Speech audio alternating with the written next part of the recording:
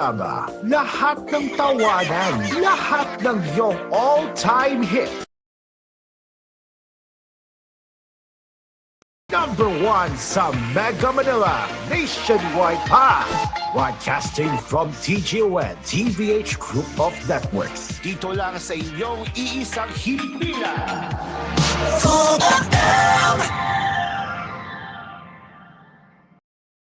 You are listening to Cool FM. Live from Cool Studios. This is koolNews at 6. Good evening, Luzon, Visayas, and Mindanao. This is koolNews at 6. From the station that cares for you, I'm Stephen Liwanag del Sol. House Speaker Ferdinand Martin Romualdez on Saturday expressed strong support for President Ferdinand Bongbong Marcos Jr.'s Zero Billing Initiative, a healthcare program offering free medical services at 22 public hospitals nationwide. Launched on the president's 67th birthday on September 13, the program is a significant step towards making healthcare accessible to all Filipinos, Romualdez said. The Zero Billing program reflects the president's unwavering commitment to ensuring that no Filipino is left behind in receiving medical care, Romualdez said. The initiative, funded by the Department of Health with a 328 million allocation, covers inpatient, outpatient, and emergency services along with drugs, medicines, chemotherapy, dialysis, dental services, and laboratory procedures in key hospitals across the country. This program relieves Filipinos, especially those in vulnerable communities, from the burden of costly medical services, Romualdez said. The initiative is implemented in 8 major hospitals in the National Capital Region, including the National Kidney and Transplant Institute and the Philippine General Hospital, as well as 14 hospitals across the zone, Visayas, and Mindanao. This broad coverage shows the administration's genuine concern for the health and welfare of Filipinos in every region, Romualdez added, pledging his full support for the program and its expansion. Romualdez also noted that the initiative is just the beginning as the government continues to explore ways to make healthcare more accessible and affordable for all Filipinos. As we celebrate the president's birthday, we also celebrate his leadership and deeply care for the Filipino people, Romualdez said. Former Senator Antonio Trillanes IV will run for mayor of Caloocan City in next year's midterm elections. He said, "Today, I formally announced my candidacy for mayor of Caloocan City in the 2025 elections. Parating na po ang pagbabago," the former senator said in a post on X, formerly Twitter, on Saturday. Incumbent Mayor Dale Along Malapitan succeeded his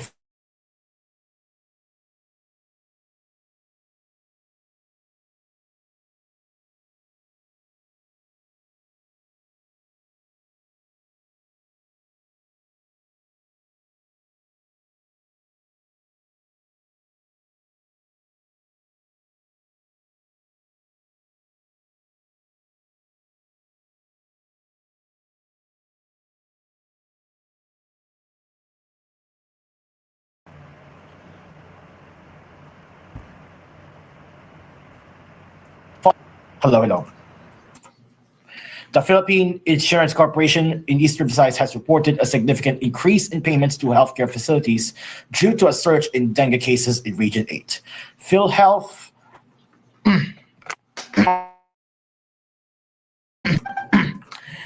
PhilHealth Eastern Visayas Field Operations Chief Asisto Militante Jr. said the agency dispersed a total of 68.01 million to cover 6,052 dengue patients as of the first week of September. This amount already surpassed last year's total payout of 53.9 million, which covered 5,878 dengue patients. Dengue treatment is included in PhilHealth's benefit package, ensuring that both members and non-members receive assistance. Dengue patients admitted to hospitals are eligible for compensation of 13,000 under PhilHealth, which is about a 30% increase to the 10,000 pesos in previous years.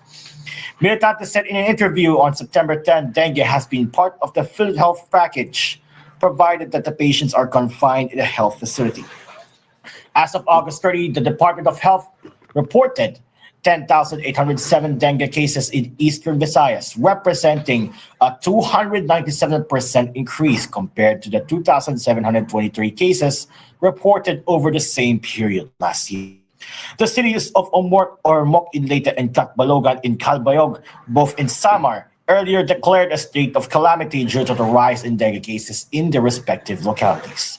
Leyte province, including Tacloban City, recorded the most number of dengue cases in the region, with 4,633 from January 1 to August 31 this year, followed by Samar, 2,832, Southern Leyte, 1,640, Eastern Samar, 830, Northern Samar, 576, and 230 cases in Biliran.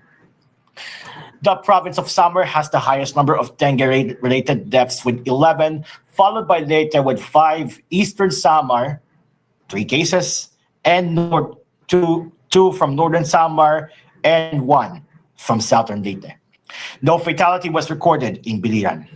The rise in dengue cases in Eastern Visayas was attributed to the heavy rainfall in the region in the past weeks. Dengue is an infection caused by the Aedes aegypti mosquitoes. The infection triggers a severe flu-like illness, often followed by a severe drop in an infected person's platelet count. Tropical Storm Ferdy, or international name Bebinca, left the Philippine area of responsibility on Saturday morning, the state Weather Bureau said. According to Pag-asa's advisory, Ferdy exited the PAR at 2 a.m. on September 14 earlier today and was last seen 1,210 kilometers east-northwest of extreme northern Luzon.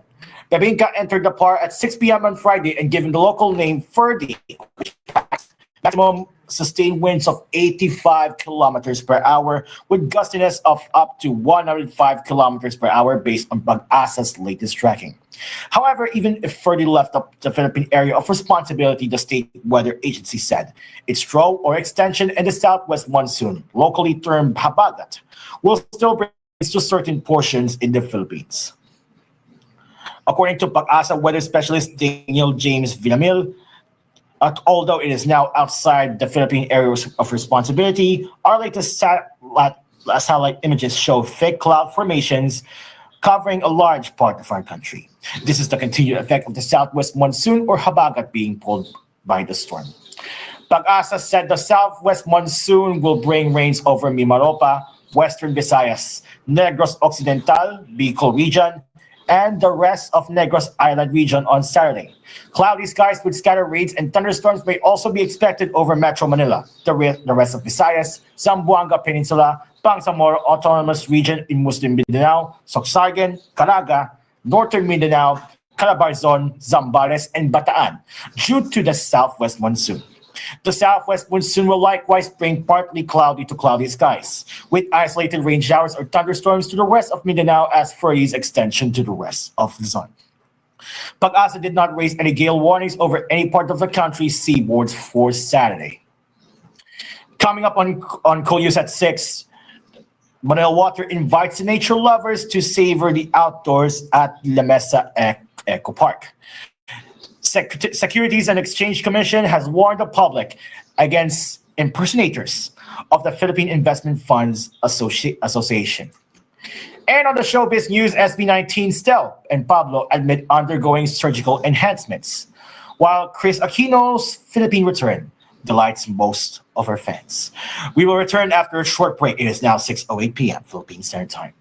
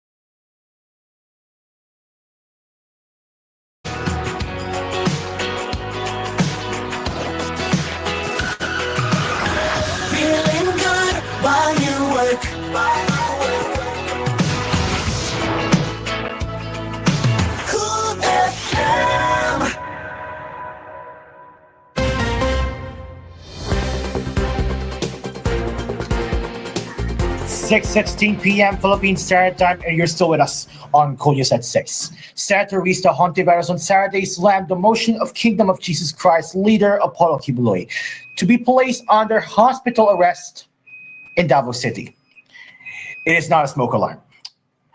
Hontiveros said in a statement, Apollo Kibuloy is facing serious crimes of human trafficking, rape, and child abuse. The accused must be treated equally regardless of their status and connection. There should be no special treatment for him. His request for hospital arrest in Davao is very entitled and out of place. Hontiveros also insisted that Kibuloy should not be able to choose whether he should be detained. The senator said he's no longer inside the quote-unquote kingdom, so stop pretending to be God. KOJC legal counsel, attorney Israelito Torion, meanwhile believes that Hontiveros may have quote-unquote misinterpreted some reports that have been coming out. Torion said the alternative motion is hospital arrest, but not in Davao City because of the pastor's delicate medical condition and he is old. And he also added that to request to the court that may be granted because they feel sorry for the pastor who is rather small and poorly ventilated in a rather small and poorly ventilated cell. And his age there is a high possibility that his condition may worsen. He also added the senator may have misinterpreted our motion. We just want to clarify it does not mean the pastor is dictating where he will be detained. The PNP spokesperson, Police Colonel Jane Fajardo, who said Kibuloy's camp made a motion before the Pasig City Regional Trial Court Bench 159 for the hospital arrest of Kibuloy and one of his co-accused, Ingrid Canada. Fajardo said Kibuloy's lawyers also made a motion that Kibuloy and Ingrid Canada be transferred to the Veterans Memorial Medical Center in Davao because accordingly they have existing medical conditions and are having difficulty in the custodial facility. In response to the motion, the judge required the PNP to facilitate Kibuloy and Canada's medical checkup with government doctors. While the court decided that the preacher's 4 co-accused be transferred to the Pasig City Jail, it ordered that Kibuloy must stay in the PNP detention facility pending the resolution for his medical checkup. Arrest warrants were issued against Kibuloy and others for alleged violation of the Special Protection of Children Against Abuse, Exploitation, and Discrimination Act, as well as quantified human trafficking. On Friday, Kibuloy and his 4 co-accused pleaded not guilty to qualified human trafficking charges before a Pasig City court. Kibuloy has also been indicted by the federal grand jury in the U.S. District Court for the Central District of California for conspiracy to engage in sex trafficking by force, fraud, and coercion, and sex trafficking of children, sex trafficking by force, fraud, and coercion, conspiracy, and bulk cash smuggling. Kibuloy has repeatedly denied the allegations against him. But most of the body of Christ in the Philippines have completely observed him for the last several decades in his ministry that he is a false prophet. Speaking of warning the public against fake teachings and fake information, the Securities and Exchange Commission also warned the public about impersonators of the Philippine Investment Funds Association. The fake PFA was offering quote-unquote investment opportunities with high returns and asking for investments ranging from 1,000 to 50,000 pesos. The impersonators were not associated with the actual PFA and were using its name without authority. The investment contracts offered by the fake PFA were not registered with the SEC via the Securities Regulation Code. The SEC also advised the public not to invest in any scheme offered by the fake PFA Facebook account. Violators may be fined up to 5 million pesos or imprisoned to 21 years, or both, as per the law.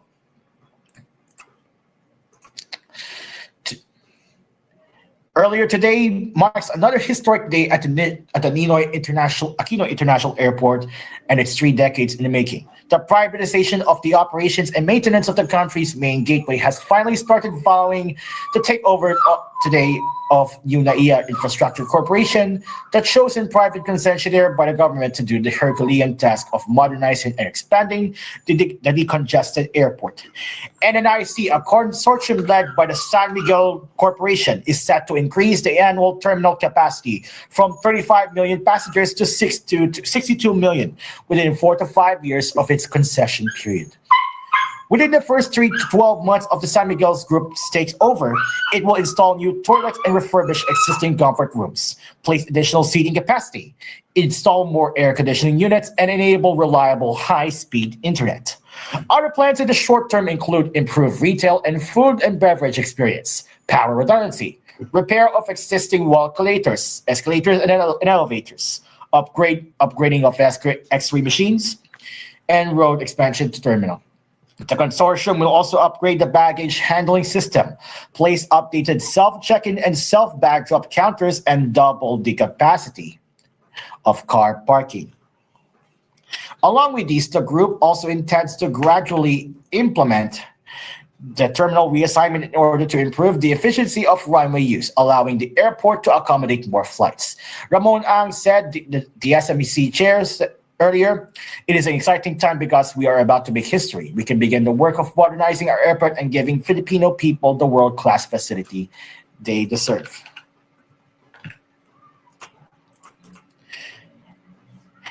We know this is a big responsibility and there will be challenges, but we are committed to delivering on our promise. Based on the Manila International Airports Authority revised Administrative Order 1 series of 2024, the passenger service charge will increase during the second year of NNIC's takeover. It will increase from 550 to 990 for international departing passengers and 200 to 390 for domestic departing passengers. In an approved order on September 4th, during the passenger fees will be adjusted again in the 6th and 11th year of the 15-year concession period. If it is extended by another 10 years, adjustments on the fees will be done again on the 16th and 21st year of the concession period.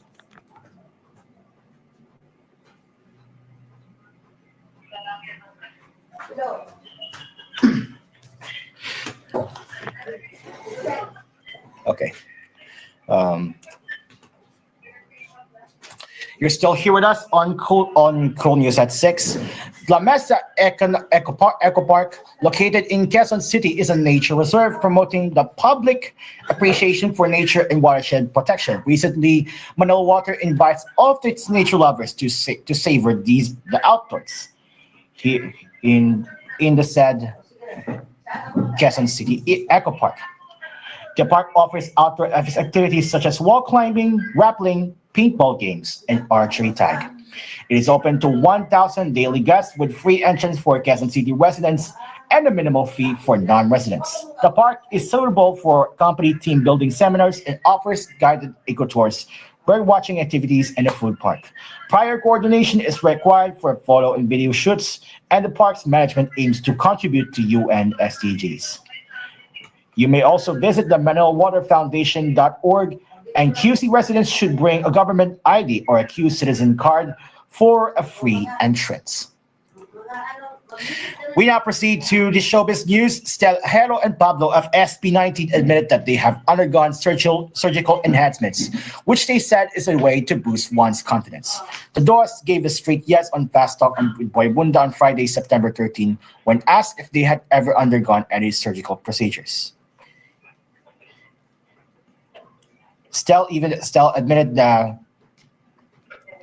the Room singer underscored that he believes there is nothing wrong with opting to have surgical enhancements, especially if one has the means. On the other hand, Pablo confessed that he was reluctant to undergo any surgical procedures. Stel emphasized that having surgical enhancements is the fruit of one's work, saying, Tatrabahuhan yan is something you work hard for. The SB19 members will serve as the celebrity judges in the new season of The Voice Kids Philippines, which will start airing on September 15 on GMA Network. GMA Network is the next franchise holder for for an entire Voice Kids series after ABS-CBN ended its run earlier this year. Chris Aquino is finally back in the Philippines after 2 years of seeking treatment in the United States, and fans are celebrating her return. Chris earlier announced that she was flying back to the country alongside her youngest son, Bimby, fashion designer Michael Leva, and few other companions.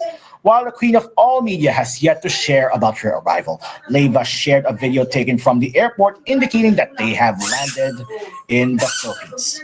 The clip was then reposted by Chris' official fan page, earning welcoming remarks from the elated supporters of Chris.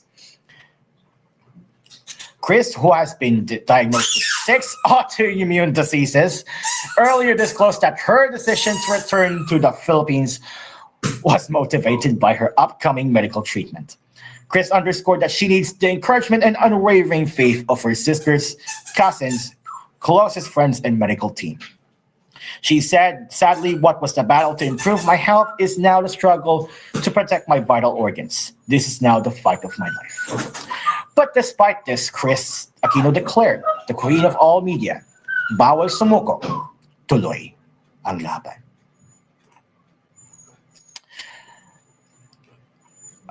Another saddening news, Micaela de Prince, at 29 years old, who was orphaned during Sierra Leone's civil war before moving to the United States and defying the odds to become a celebrated ballerina, has died according to a post on her social media this Friday.